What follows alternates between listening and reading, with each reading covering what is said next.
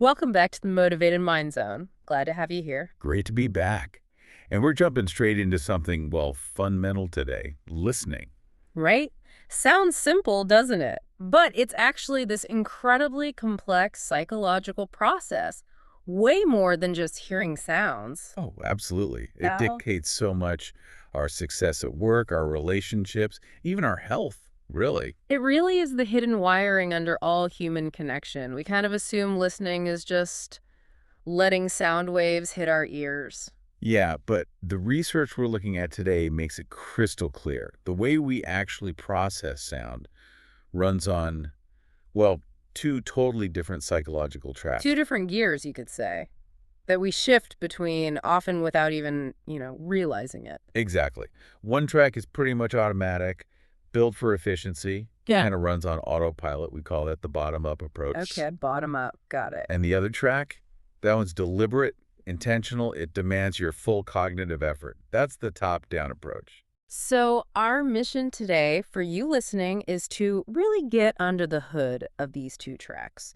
We want to help you become a much, much more effective communicator. Yeah, understanding when to use which track, the benefits, and maybe more importantly, the huge downsides of defaulting to the wrong one. Because the difference really is huge, isn't it? It's not trivial. Not at all. Just registering sound versus truly engaging. That gap can make or break a career, a relationship. It can lead to some really costly, honestly embarrassing mistakes. Okay, let's make that concrete. Think about this scenario, a classic corporate failure moment. You've got Sarah, right? She's a sharp marketing exec in NYC. Mhm. She's presenting this really complex new strategy to her boss, Mr. Thompson. It's dense stuff, demographic data, specific budget targets, all crucial for the next quarter. Okay, so high stakes information. Definitely. Okay. And Mr. Thompson, he's doing the classic passive listening thing. He looks like he's paying attention, nodding along, bit of eye contact, but he's constantly glancing down at his phone. You know the scene. Checking emails, notifications, pinging. Physically there, but mentally. He's splitting his focus, trying to look engaged while minimizing actual mental effort. Ah, the divided attention trap. That's the psychological tripwire right there. He's hearing the words, sure, Yeah, he hears marketing plan. but his brain is automatically filtering out the hard stuff, the dense details, the complex numbers. Why? Because processing that takes energy, real cognitive effort. And the result is predictable, I suppose. Totally. Later on, when someone asks Thompson about the plan, what does he remember? Something vague like, oh yeah, the idea about social media. Because that part was easy, familiar. Exactly. Easy to process. But the crucial bits, the complex targeting, the specific budget needs, the resource constraints, poof, gone. Completely missed. And the cost of that passive nod. Real consequences. Yeah. Because Thompson fundamentally misunderstood the strategy he supposedly approved, the team wasted 2 whole weeks redoing work, reworking the plan. That passive moment cost serious time and money. Okay, hold that picture of waste and confusion. Now let's flip it. Contrast that with Dr. Elena Ramirez. She's a therapist also in the city. And she's demonstrating the power of that other track, deeply active listening. Total focus on her client who's struggling with really tough long-term anxiety. No phone, steady eye contact. And she's using specific techniques, right? Like careful paraphrasing, asking those open-ended questions that invite more than just a yes or no. And she's not just tracking the facts of the story, is she? No, not at all. She's actively tuning into the feeling behind the words, the emotional subtext, processing the tone of voice, the pauses, the things left unsaid, the nonverbals. That intentional, full-on cognitive commitment, Hmm. what does that do for the client? It makes them feel profoundly heard, truly understood. And that feeling, that validation, creates psychological safety. Which is the key. It's the absolute key. It allows the client to lower their defenses, explore those deep-seated anxieties, and actually start the work of healing, transformation. The contrast couldn't be clearer then. Passive listening leads to mistakes, waste, confusion. While active listening, that leads to safety, breakthroughs, real connection. Okay, let's dig into this default mode then, this bottom-up track, passive listening. When we say running on autopilot, what does that actually mean in cognitive terms? It means the sound itself, the stimulus, is driving the process. That's the bottom-up part. We catch just enough to, recognize the words, get the basic topic. But the higher brain functions. They're mostly offline. The parts needed for deep analysis, for integrating new information with old, for real understanding, for encoding things into long-term memory, they're largely disengaged. Why? The system's primary goal is efficiency, maximum efficiency, minimum energy spend. And this isn't just us being lazy today. This efficiency drive is wired in deep, right? Yeah. From our evolutionary past. Oh, absolutely. It's pure survival programming. Our brains are incredibly energy-hungry organs. They use a disproportionate amount of our body's resources. So they're constantly looking for ways to save energy. Makes sense. Think about early humans. Their auditory system needed to run passively in the background, constantly scanning the environment for threats, a twig snapping, a change in the wind, an animal noise. While they were focused on something else, like foraging or hunting. Precisely. This low-cost, continuous sensory sweep couldn't distract from the main task. It had to handle peripheral data efficiently. It's basically a vigilance system. So back then, passive listening was actually a really valuable survival tool. Definitely. But now, we're drowning in this digital avalanche, trying to scroll emails during a Zoom call, half listening to a podcast while commuting, catching bits of a report. That old energy-saving system starts to break down in situations that actually demand deep focus. And that breakdown really shows up as selective attention bias. Because we're not using that top-down control, the brain starts making shortcuts. It prioritizes information based on what's easy, what's familiar, or what confirms what we already believe. So it's filtering based on its own biases, not on what's actually important in the message. Exactly. Which sounds like a recipe for disaster. It really is. It means any crucial detail that needs a bit more mental muscle, or maybe something that contradicts my existing assumptions. Oof. Filtered out. Skipped over. Ignored. Because complex, conflicting, or unfamiliar information is effortful to process. So the listener ends up with a warped picture, an incomplete understanding, or worse, just plain wrong. Absolutely. You heard the sounds, maybe even the words, but you completely failed to integrate the actual meaning. Okay, let's connect this to the neuroscience. You mentioned findings from 2025. If we could peek inside the brain during passive listening, what would we see? Well, the neuroimaging shows activity mostly limited to the auditory cortex. That's kind of the basic receiving station for sound signals. Just the input zone. Right. But the really critical finding is what's not happening. There's very little activity in the higher level regions, especially the prefrontal cortex, the PFC. The brain's CEO, the bit responsible for executive functions, planning, decision-making. All of that. And when the PFC is basically snoozing during listening, several key functions get sidelined. First, your working memory takes a hit. That's your mental scratch pad for holding and juggling information. Okay, so you can't hold complex ideas. Right. Second, executive functioning itself, the ability to organize, plan, and sequence the incoming information logically. Third, making decisions based on new or complex input. You said crucially for listening, it impacts inhibition control. What's that? That's the absolute key failure point in passive listening. Inhibition control is the PFC's job of overriding your automatic, easy, default responses. Like Inhibiting the urge to interrupt the speaker, inhibiting the impulse to jump in with your own story or opinion, or probably the most common one, inhibiting the urge to let your mind just drift off to your grocery list or that email you need to send. So passive listening is essentially a failure to stop yourself from tuning out or jumping in. Fundamentally, yes. It's a failure of that top-down inhibitory control. The autopilot takes over because the PFC isn't actively steering. Okay, so if passive listening is this failure of control when things matter. It sounds like something we should always try to avoid.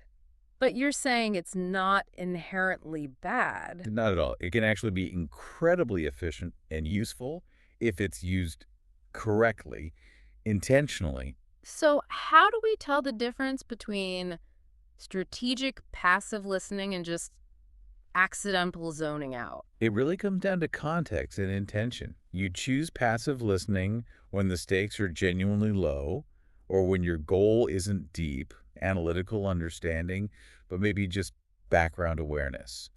Or for something called incidental learning. Incidental learning, picking stuff up by accident, basically. How is that strategic? Seems like luck. It's strategic because it's about resource allocation.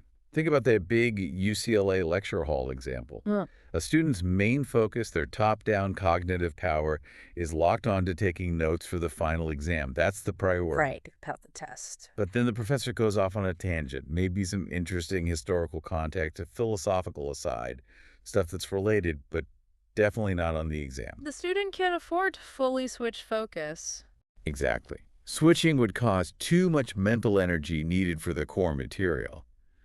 But their ears are still open. Their auditory system is running in that bottom-up, passive mode, just processing the sound at a lower level. And then later. Weeks later, maybe writing an essay for a different class or just in a conversation, that tangent concept, a specific term, an analogy might just pop into their head. It surfaced. Ah, so they learned something useful without actively trying to learn it at the time? Precisely.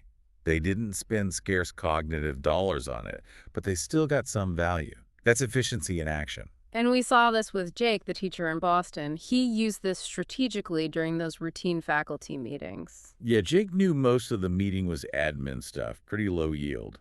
His real cognitive energy, his PFC, was dedicated elsewhere, planning this really complex lesson on the Revolutionary War.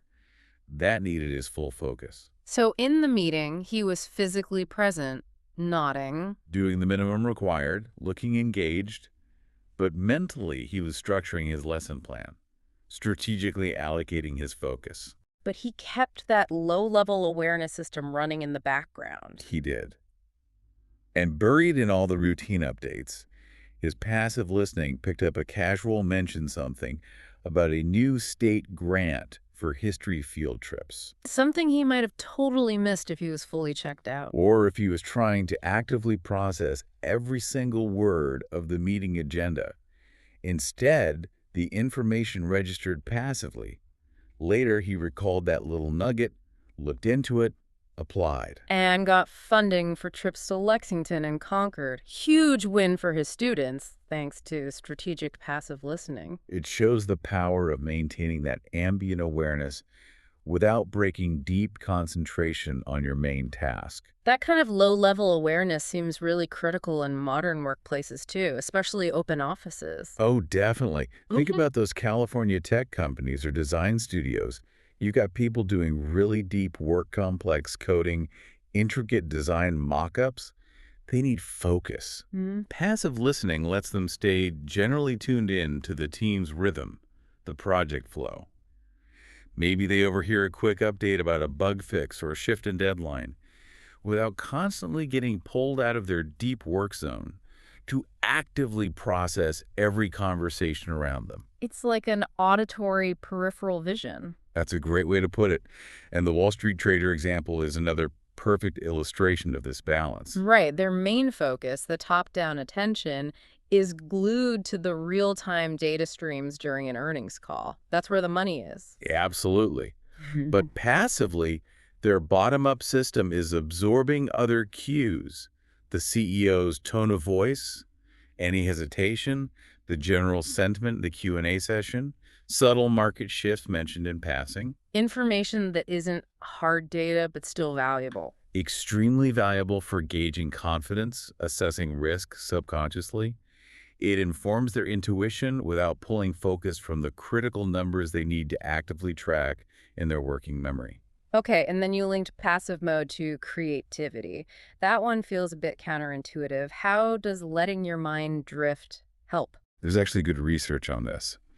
An analysis in Psychology Today back in 2024 explored it. When you're hyper-focused, your PFC is tightly controlling your thoughts, keeping them linear, logical, very top-down. Right, you're trying to force a solution. But if you intentionally relax that control, shift into a more passive mode, let your mind wander a bit, you free up your brain to make unexpected connections, non-linear leaps. Like the Hollywood scriptwriting team you mentioned, stuck on a character's motivation. Exactly. They might be banging their heads against the wall trying to logic their way out of the block, but then maybe they take a break, let their minds drift, passively absorb the office chatter around them. Maybe someone's talking about a weird historical anecdote, or even just random gossip. It's stuff that seems totally unrelated. Totally unrelated. But because it bypasses the strict analytical filters of the focused PFC, these random bits of input can collide with the problem in the subconscious. And sometimes that collision sparks the aha moment, the Yeah. creative breakthrough that structured thinking couldn't find. Okay, so passive listening has its strategic uses. Efficiency, awareness, even creativity. But when we default to it unintentionally, especially when the stakes are high, it becomes dangerous. You mentioned it destroys empathy. How does that filtering mechanism become so toxic in, say, relationships? Well, the toxicity flows directly from that selective filtering. When you're listening passively, you're not really trying to understand the other person's world. You're just slotting their words into your pre-existing mental framework, your assumptions, your biases, your current mood. So you're hearing them through your own filter, not really hearing them. Precisely. You're listening just enough to categorize the information. Okay, she's complaining about work again. Rather than tuning into the nuance, the emotion, the unique perspective they're trying to share, real empathy becomes impossible because you're not engaging with their internal state. And that lack of genuine engagement, that filtering, has devastating real-world impacts, especially in high-stakes professions like healthcare. Let's go back to Maria, the nurse in Chicago. Maria's situation is a cognitive nightmare scenario. She's trying to check patient charts, a visual, detail-oriented task, while simultaneously receiving a verbal handover report. Her attention is fundamentally divided. Right, recipe for error. The outgoing nurse mentions a change, maybe a slight tweak in medication dosage. It seems minor. Because Maria's brain is passively processing the audio while actively focused on the visual chart, that dosage change gets filtered out. It's perceived as just background noise compared to the main familiar message. Patient X gets medication Y. Her brain defaults to the familiar pattern. Yes, it prioritizes the easy, established information. So she might nod, say, got it. But internally, the crucial update hasn't registered. Later, she might administer the old, incorrect dosage. Leading to a patient complication. And when we look at the statistics on medical errors, the scale of this passive listening failure is just horrifying. It really is. The Joint Commission findings are stark. They suggest that communication breakdowns, often rooted in exactly this kind of passive listening and incomplete information transfer during handoffs, are implicated in up to 80% of serious medical errors. 80%. That's staggering. We're talking about critical patient data being missed, being filtered out, because a healthcare professional was multitasking, defaulting to cognitive efficiency in a moment that demanded absolute cognitive efficacy. And the financial toll is enormous, too. Massive. Studies have linked poor communication, largely driven by passive listening failures in critical moments, to something like $1.7 billion in malpractice costs every single year in the U.S. alone. Wow. And beyond the money, tragically, it contributes to nearly 2,000 preventable deaths annually. And you know those quick, dismissive, got it, nods Maria might have given? Yeah. Those little passive acknowledgments are insidious. Research suggests they contribute to around a quarter of all patient safety incidents because they create this dangerous illusion of understanding. The speaker thinks the message landed, but it didn't. That false sense of understanding is terrifyingly dangerous. And outside the hospital, you called passive listening acid for intimacy. How does it specifically eat away at personal relationships? It sends a constant, painful signal of disinterest and invalidation. Think about Tom, the engineer in Seattle. He comes home mentally drained from his day. His wife, Lisa, starts telling him about her stressful day dealing with a difficult student. Okay, she needs to vent, probably needs support. Exactly. But Tom slips into passive mode. He hears the words difficult student, stressful day, but he's filtering out the emotional core.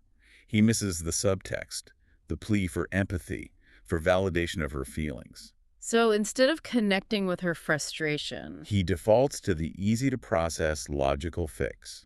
He offers a practical solution. Well, why don't you just try reporting the student? Or maybe talk to the parents.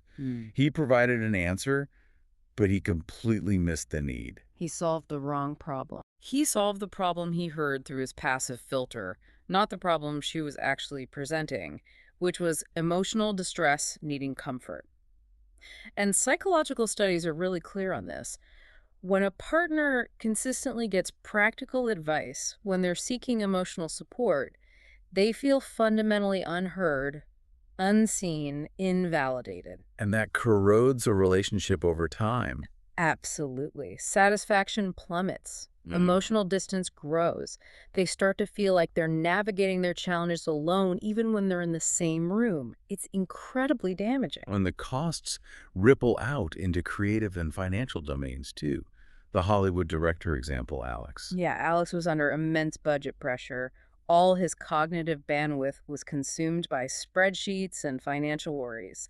So during a script meeting, a writer pitches this really intricate, maybe controversial, and definitely expensive plot twist. And Alex distracted. Alex passively okays it. His selective attention, biased by his budget stress, filters out the need to really engage with the story implications. Does this twist make sense? Does it serve the characters? Will audiences buy it? He doesn't ask those hard, effortful questions. He just hears, plot point decided, next item. Pretty much. A failure to inhibit his own preoccupation. Fast forward months later. Test audiences hate the twist. They find it forced, illogical. Now the studio has to spend millions on expensive reshoots and frantic editing fixes, all stemming from that one moment of passive biased agreement. Ouch. And finally, the impact on accuracy and trust, like the journalist in D.C. Right. Picture a journalist at a press conference listening to a politician's speech, but they're also checking their notes, glancing at Twitter, maybe thinking about their deadline. They're operating passively. They'll catch the easy bits. For sure. They'll grab the sound bites, the tweetable quotes, the obvious headlines, but they're at a huge risk of missing the subtleties, the careful caveats, the qualifying language, the broader context that might completely change the meaning of what the politician is actually saying or proposing. So the reporting ends up superficial or even misleading? Exactly. Passive listening yields surface-level understanding. That leads to inaccurate reporting, public confusion, and ultimately it fuels the erosion of trust in media and institutions. It's a subtle but significant societal cost. Okay, we've thoroughly explored the pitfalls of the passive default. Now let's pivot fully to the solution, active listening. You describe this as the intentional top-down psychological act. What does committing our full cognitive resources actually look like in practice? It means it's goal-focused. The objective isn't just to hear, it's to achieve complete, accurate, and crucially empathic understanding. You're consciously directing your mental energy. So it's not just letting information in, it's actively doing something with it. Exactly. It's a continuous process. You're working to understand not just the words, but the meaning behind them, the emotional tone, the nonverbal signals.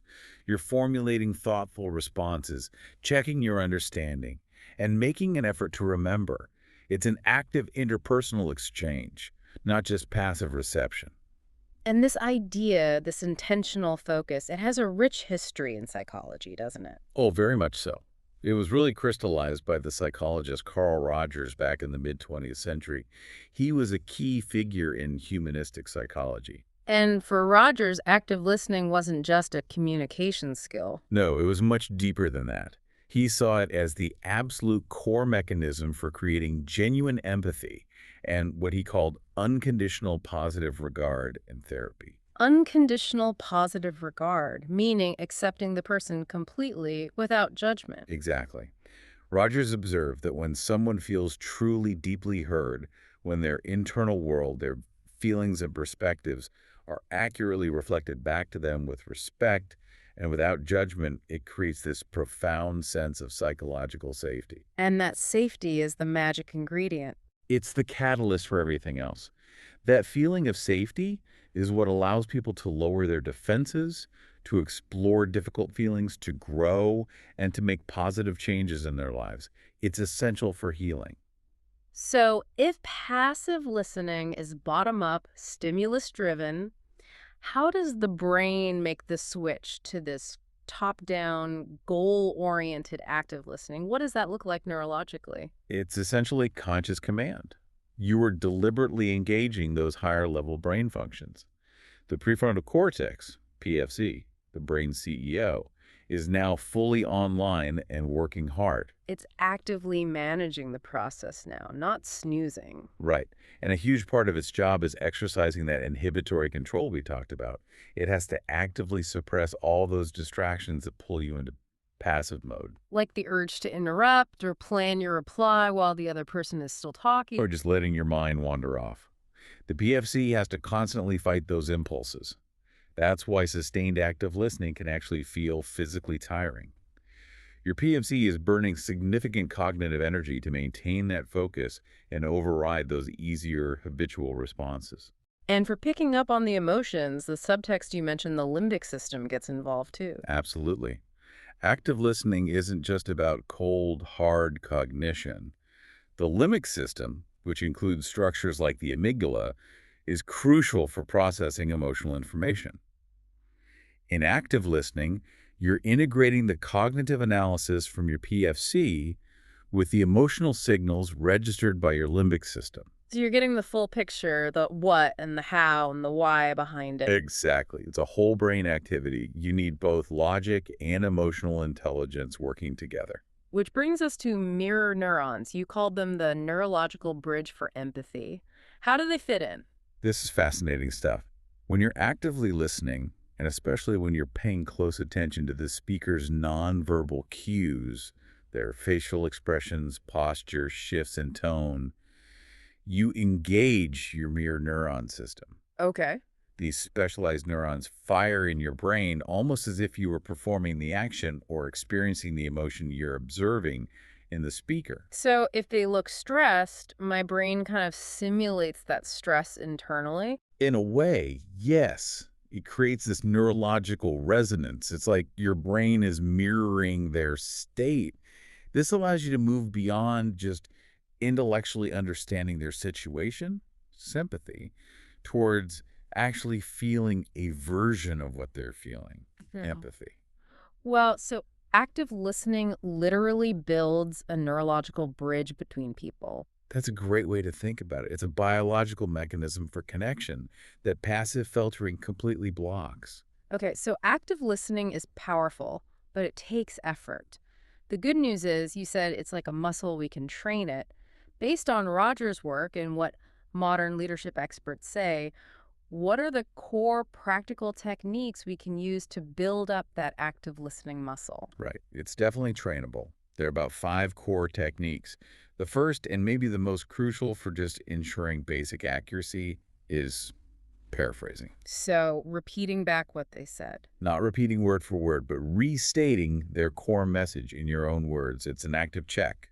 You're saying, okay, let me make sure I'm getting this right, that my passive brain's filtering didn't mess it up. So I might say something like, okay, if I understood correctly, the main issue you're facing is X, and the proposed solution Y isn't quite addressing it. Is that about right? Perfect.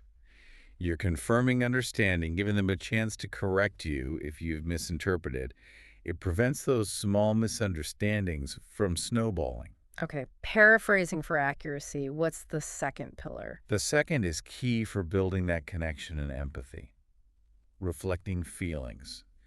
This goes beyond just the facts of the situation. It acknowledges the emotion you're sensing. Tuning into that limbic system feedback. Exactly. So instead of just hearing about a project deadline being moved up, you might say, wow, hearing that the deadline got shifted unexpectedly sounds like that made you feel really stressed and maybe a bit overwhelmed. You're naming the emotion you detected. Yes. And that simple act of naming and validating their feeling can be incredibly powerful. It shows you're not just hearing the words, you're hearing the person. Builds huge rapport. Makes sense. What about technique number 3, especially for longer or more complicated conversations? That would be summarizing. It's similar to paraphrasing, but broader. Periodically, you pause and quickly recap the main points covered or agreements reached so far. Kind of like hitting save points in the conversation. Exactly. Especially useful in meetings, negotiations, or problem solving. Okay, so just to recap, we've agreed on points A and B, and the next step is to investigate option C before our meeting next week. It keeps everyone aligned and ensures you're building on a shared understanding. Prevents people from walking away with totally different ideas of what was decided. Okay, number 4 is about the physical side, right? Nonverbal cues, which feels harder now with remote work. It is harder, but still crucial. This is about showing you're physically and mentally present. Simple things. Maintaining comfortable eye contact, even on video, maybe leaning in slightly, appropriate nodding to show you're tracking, And the big one. putting away the distractions. Phone down, turn off notifications, close unnecessary tabs. It signals respect, sure, but it also physically helps your brain, your PFC, maintain that focus. You're removing the easy escape routes for your attention. Good point. Okay, and the 5th core technique. Asking open-ended questions. These are questions that invite more than a simple yes or no. They encourage the speaker to elaborate, to provide more context, to explore their thoughts further. So instead of asking, did the presentation go well? Ask something like, how did you feel the presentation landed with the client? Or what were some of the key takeaways or challenges that came up during the presentation? You're opening the door for a richer response. Got it. And you mentioned there's a newer layer to this coming out of more recent studies. Yeah, it's about using small, continuous verbal affirmations while the other person is speaking. Things like saying, I see, okay, go on, or that makes sense at appropriate moments. So not interrupting, but just signaling you're still actively tracking. Exactly. It shows you're following their train of thought without derailing it. It provides encouragement and confirms your engagement, keeping the conversational energy positive and flowing. We've got the mechanics, the techniques. Now let's talk about the payoff. Why go through all this effort? You mentioned physiological benefits. How does simply being actively listened to actually affect our brains and bodies? The impact is really quite direct and, frankly, amazing. When someone feels genuinely heard and understood, validated, it actually triggers the reward circuitry in their brain. Reward system, like when we eat chocolate. Similar pathways, yes. It leads to a release of dopamine. That's the key neurotransmitter linked to feelings of pleasure, motivation, social connection, and well-being. Wow. So good listening actually makes people feel good chemically. It does. And that dopamine release has another benefit. It helps counteract the negative effects of stress hormones like cortisol. Feeling heard, feeling connected, literally builds psychological resilience, makes you better able to cope with stress. That's incredible. You see this powerfully in therapeutic settings. Think about Veterans Affairs clinics, working with veterans suffering from PTSD. A cornerstone of that therapy is active, non-judgmental listening. Creating that safe space through focused attention is what allows veterans to begin processing incredibly difficult traumatic memories. It's foundational to healing. Okay, let's bring it back to relationships. We saw how passive listening nearly destroyed Tom and Lisa's connection. But the story of Emily and Mark in Austin shows the flip side, the healing power. Right. Mark, the engineer, realized his habit of tuning out was killing their intimacy. He made a conscious, difficult choice to switch gears into active listening. So one night, his wife Emily, who's a real estate agent, comes home totally frustrated. A big deal fell through at the last minute. The old Mark might have offered a quick fix. Exactly. Find a new buyer. Should have done X. But the new Mark paused. He looked at her. And instead of fixing, he used that technique of reflecting feelings. What'd he say? He tuned into her emotion.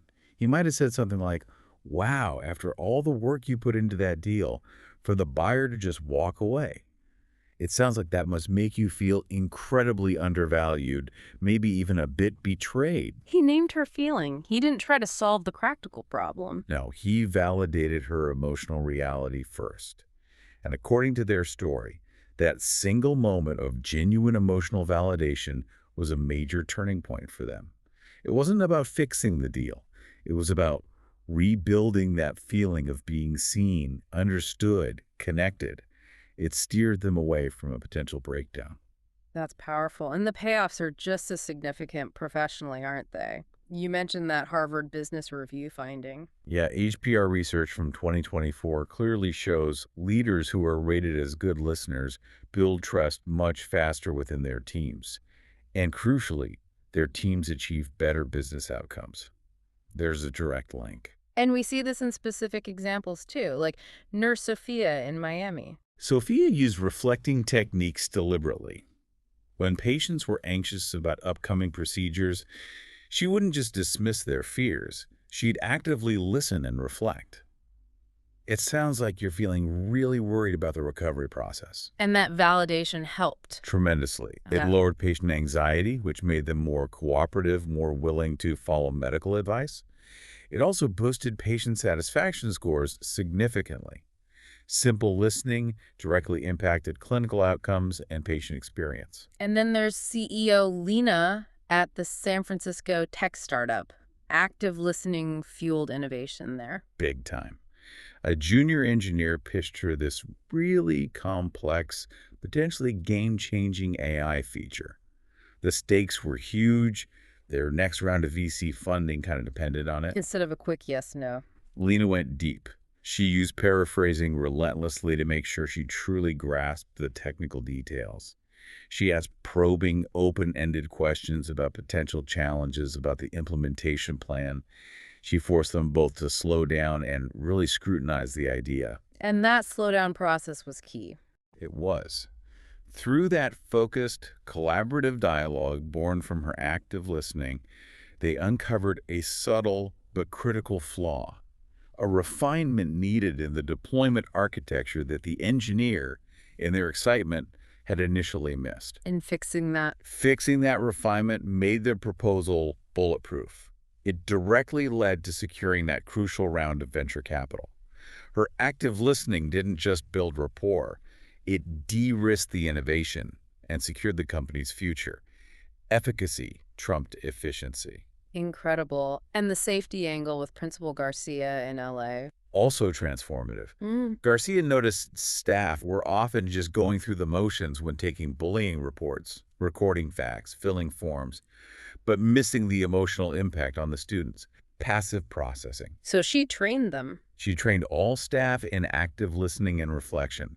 So now when a distressed child came in, the staff member wouldn't just ask what happened. They'd listen and then reflect the feeling.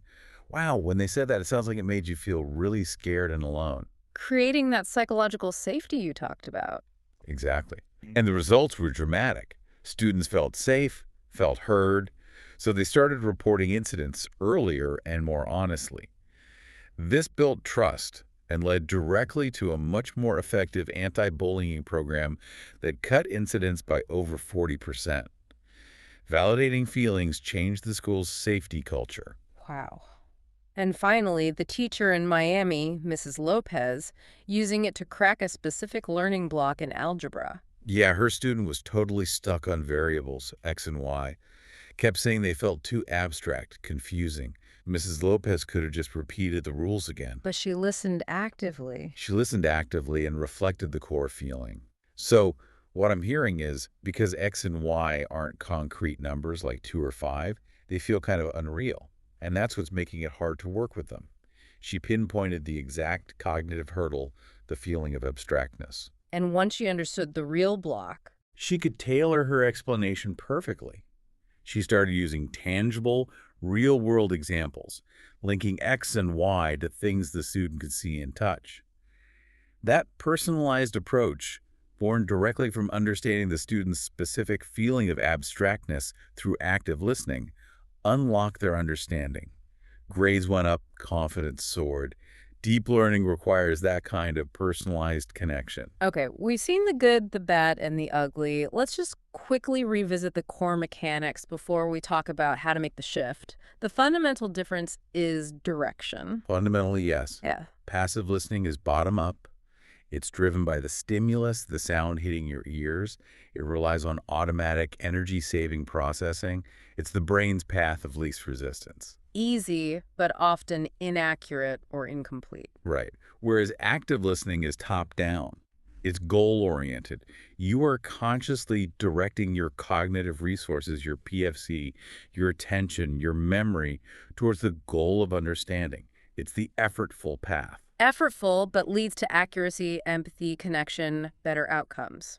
And it's that top-down effort that engages all those powerful mechanisms we discussed.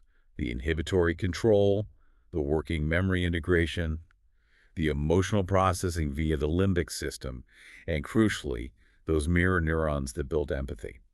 It's the only way to really process complex or challenging information without your brain just defaulting to the simplest, often wrong answer. So for listeners who are convinced, who want to train this active muscle and stop defaulting to passive mode when it matters, Yeah. what are those concrete steps again? How do we start building this skill? Okay, 5 key steps. Step 1, and we touched on this, but it bears repeating. Practice mindfulness meditation. Why meditation specifically? Because active listening hinges on your ability to control your attention and resist distractions, internal distractions especially. Mindfulness is basically attention training camp for your brain. It directly strengthens that inhibitory control network in the PFC. If you can notice when your mind wanders during meditation and gently bring it back, you can do the same thing when listening to someone. Makes sense. Train the attention muscle. Step 2. Start small with empathy techniques. Don't try to overhaul everything overnight or wait for a crisis conversation. Practice the core techniques like paraphrasing and reflecting feelings in low-stakes, everyday situations. Yeah. Paraphrase instructions from a colleague to confirm you got them right. Reflect a friend's minor annoyance about traffic. Sounds like that backup was really frustrating.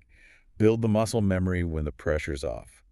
Get comfortable with the feeling of doing it. Okay, start small. Step 3. Role play difficult conversations. This is about preparing for those high-stakes moments where emotions run high and passive listening is tempting. Grab a trusted friend or partner and simulate scenarios. Like a disagreement about chores or giving difficult feedback. Exactly. Practice forcing yourself to use paraphrasing and reflection before you jump to defend yourself or offer solutions. Build the muscle memory for staying active even when you feel triggered or stressed. Get the reps in. Okay, step 4 is about checking your progress. Yes, actively seek feedback on your listening. This one takes courage, but it's maybe the fastest way to improve. We are often terrible judges of our own listening habits. So ask people directly. Yes. Ask your partner, a trusted colleague, maybe even your boss. Hey, in that meeting yesterday, did you feel like I was really hearing you out? Did I seem distracted or did I interrupt too much? Getting honest, specific feedback helps you pinpoint your blind spots. Okay, feedback is crucial. And the final step. Consciously integrate affirmations and open-ended questions. Make it a deliberate habit. Sprinkle those small verbal cues like, I see. Tell me more about that. Into your conversations. And consciously practice turning closed questions, bit of work, into open ones. How did that approach turn out? Like the Chicago salesman who boosted sales by doing this. Exactly. These aren't just conversational pleasantries. They're tools that keep you actively engaged and encourage the speaker to share more, leading to deeper understanding and better results. Now, we have to tackle the elephant in the room doing this in our digitally saturated world. Virtual meetings, Zoom calls. It feels like they encourage passive listening. Oh, they absolutely make the passive default easier. You lose so many crucial nonverbal cues over video. Plus, some research suggests our brains actually process virtual interactions differently, making sustained top-down focus even more taxing. It's just so easy to click another tab, check your phone off camera. The virtual passive listening zone out is real. So we need specific strategies for virtual active listening, like Manager Kim in Denver. Exactly. Kim managed a remote team, and they were constantly plagued by misunderstandings and delays that clearly stemmed from virtual communication breakdowns. She realized she had to actively fight the passive default. What did she do? Two key things. First, she started frequently pausing virtual meetings and explicitly asking specific team members to paraphrase key decisions or action items back to the group. Okay, Sarah, can you quickly summarize what we just agreed the next steps are? It forced people to switch from passive reception to active processing and confirmation. Made them accountable for understanding. Yes. And second, she used the technology itself. She would actively use screen sharing during discussions to type out summaries of decisions, assign tasks, and deadlines in real time, right there on the screen for everyone to see. So it wasn't just verbal agreement, it was visual confirmation. Precisely. It created an immediate shared record, preventing those ambiguous virtual nods and got it's that often hide a lack of real understanding and lead to problems down the line. She institutionalized active listening checks within the virtual workflow. Wow. This has been such a fascinating exploration, from Mr. Thompson's costly oversight to CEO Lena driving innovation, from Mark and Emily saving their relationship to Principal Garcia building a safer school. It all comes down to this conscious psychological choice, doesn't it? Between passive efficiency and active efficacy. It really does. It's about moving from unconsciously letting sound just wash over us to deliberately, intentionally choosing focused engagement. And as Carl Rogers pointed out, that act of truly listening isn't just a technique. It's fundamentally an act of respect. Respect that fosters genuine understanding. Sparks innovation, builds trust, heals relationships, and ultimately drives both personal growth and professional success. It's incredibly powerful. Embracing that active engagement really does seem like the quiet engine behind so much of what matters. We really hope this deep dive has given you, our listeners, not just the understanding, but also some practical tools and the motivation to start making that shift. Because when you think about it, the decision to truly listen, well, in many ways, it's the decision to fully connect with the world and perhaps more importantly, with the people in it. So the challenge is there. Choose full active engagement in your next important conversation. See what happens. Thanks for tuning in to the Motivated Mind Zone.